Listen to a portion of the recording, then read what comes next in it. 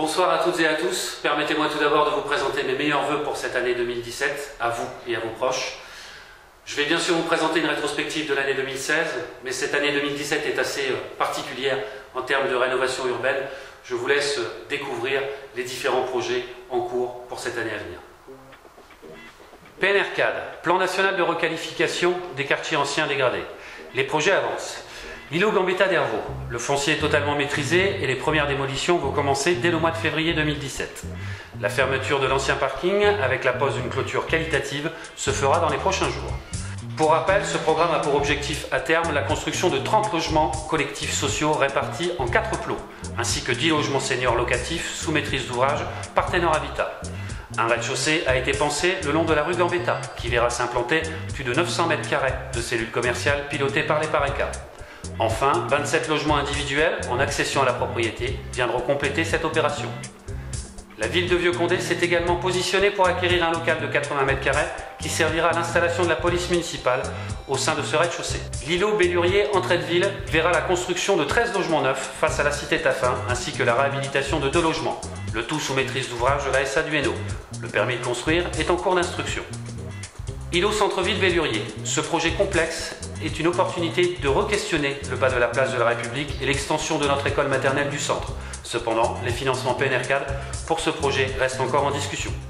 Cité Taffin. Vous avez peut-être pu participer le 18 juin dernier à l'inauguration des travaux de l'aménagement de la cité Taffin, classée exceptionnelle dans le cadre de la candidature du bassin minier pour l'inscription sur la liste du patrimoine mondial de l'UNESCO. Un accès a été créé pour relier la cité Taffin au parc Jean Dussène avec l'aménagement d'une nouvelle aire de jeu. Parc Dussène qui sera d'ailleurs de nouveau éclairé. La seconde partie des travaux réalisés par Maison et Cité a commencé avec la réhabilitation de 32 logements en 2016. Pour cette année 2017, 57 logements seront également terminés. L'Enrue, site associé rue Myrtille du Moulin. L'année 2016 s'est achevée avec l'emménagement par de nouveaux locataires des 38 logements rue Myrtille du Moulin. Au programme pour cette résidence, un volet domotique avec une commande à distance d'étages de confort, un volet environnemental avec l'intégration de 2 éoliennes permettant la prise de prendre en charge les espaces communs, l'installation de points d'apport volontaires et un volet participatif avec la volonté d'ouvrir un jardin partagé. Projet rue Boucau. Nous avons procédé au découpage de 8 parcelles le long de la rue Boucau. Les réseaux nécessaires à l'installation d'habitations y ont été prévus. Un règlement de construction est en cours et permettra la commercialisation de ces parcelles d'environ 400 m² d'unité. De plus, un projet de béguinage pour personnes âgées est à l'étude sur la partie arrière de ce secteur. La Foncière Logement. Opération de construction de 10 logements locatifs situés à proximité de la Maison pour tous. Le lauréat pour cette opération sera retenu ce mois-ci. Un dépôt de permis de construire est prévu en mai 2017 avec un démarrage des travaux début 2018. Projet de rénovation, École du Mont-Perouet. L'école du Mont-Perouet a été identifiée comme prioritaire dans une réflexion globale de restructuration de notre patrimoine. Comme toujours, rien ne se fera sans concertation. Nous réunirons dans les prochaines semaines l'ensemble des personnes concernées, habitants, associations des parents d'élèves et enseignants. Marché d'éclairage public. Un marché à performance énergétique a été signé avec notre nouveau prestataire depuis juillet dernier. D'ici 3 ans, l'ensemble de l'éclairage de la ville répondra aux nouvelles normes et sera source de confort et d'économie significative avec le déploiement de l'éclairage à LED. Dans le cadre de ce marché, de nouveaux feux tricolores vont être prochainement installés aux 4 chemins. Comme annoncé en réunion publique, un second secteur est en réflexion avec le carrefour de la cité Taffin. La traversée des écoles et de la voie verte seront également marquées par des signaux lumineux pour mettre en sécurité ces zones. C'est plus de 1,4 million d'euros d'investissement majoritairement répartis sur les 3 prochaines années. Réunion publique. L'année 2016 nous a encore permis de réunir la population autour de différents projets et de prendre l'avis des riverains sur certains aménagements en lien avec leur cadre de vie. Un conseil citoyen a également été créé sur notre commune. Une première réunion s'est tenue le 12 décembre dernier, ce qui a été pour moi l'occasion d'échanger sur les projets en cours et à venir. Cet organe citoyen revêt une importance particulière pour moi et sera systématiquement associé lors de l'avancée de tous nos projets. Restauration scolaire. L'évolution importante des effectifs des écoles maternelles et primaires de ces dernières années ne nous permettent plus de faire manger nos enfants dans des conditions de confort idéales. Aujourd'hui, nous disposons d'une seule cantine sur notre territoire avec un nombre d'inscrits en augmentation. Plus de 550 enfants à ce jour, en 3 services au même endroit.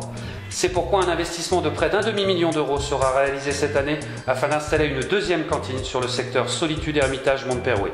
qui permettra de créer un service de proximité pour les groupes scolaires de cette partie de la commune. Urbanisme. La ville continue sa transformation. Le service urbanisme aura ainsi instruit 87 déclarations préalables, 23 permis de construire et 6 autorisations de travaux. Par ailleurs, 2 lotissements ont été créés, rue Constant-Gosset avec 9 parcelles et rue Guesquière avec 18 parcelles. L'instauration du PLUI, plan local d'urbanisme intercommunal, nous permet d'engager avec Valenciennes Métropole une politique d'aménagement de notre territoire. La première grande phase dans la constitution de ce document d'urbanisme, avec les grandes orientations, sera effective fin mars. La thermographie aérienne. Elle permettra de venir retirer gratuitement la photo thermique de votre toiture et bénéficier d'un diagnostic personnalisé pour réaliser des économies d'énergie. Retenez d'ores et déjà la date du samedi 18 février 2017, 9h30 en mairie de Vieux-Condé pour une présentation et une explication plus détaillée. La mise en haut débit. C'est une phase intermédiaire dans l'attente du déploiement de la fibre sur l'ensemble de notre territoire d'ici 2020. Plus concrètement, dès ce mois de janvier, près de 2000 foyers supplémentaires sont éligibles au triple play. Je vous invite d'ailleurs à prendre contact avec votre fournisseur d'accès Internet. Services techniques. L'ensemble des services techniques, qui englobent ateliers municipaux et services environnement cadre de vie, ont rassemblé à eux seuls le traitement de plus de 1500 demandes en 2016. Le regroupement des services du centre technique municipal au niveau de la rue du lieutenant-Simon a permis une meilleure prise en charge de la maintenance et de l'entretien du patrimoine communal. Concernant le plan pluriannuel d'entretien des voiries, nous avons pour cette année priorisé l'intervention sur certaines rues comme celle du 8 mai 45 et la rue Strati. Le parking entre l'école de musique et le dojo devrait être agrandi. La ville est en cours d'acquisition de certaines parcelles afin de permettre cette mutation. Les compétences partagées permettent aussi un travail en commun. Pour exemple, le service environnement et cadre de vie et le service ferronnerie ont travaillé ensemble pour la création du dôme du jardin des liens tressés en partenariat avec la société Artsalix.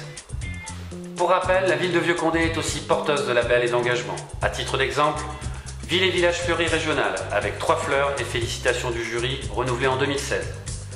Le label Parc et Jardin régional pour le jardin botanique et pédagogique se trouvant dans la résidence des Trois Arbres avec plus de 2500 visiteurs cette année. Le label Éco-Jardin décerné par le Parc naturel régional pour le jardin solidaire à la Cité Taffin. La signature de la charte de l'Agence de l'eau au niveau 5 qui est la note maximum. Le label national Terre Saine décerné par le ministère de l'écologie et du développement durable.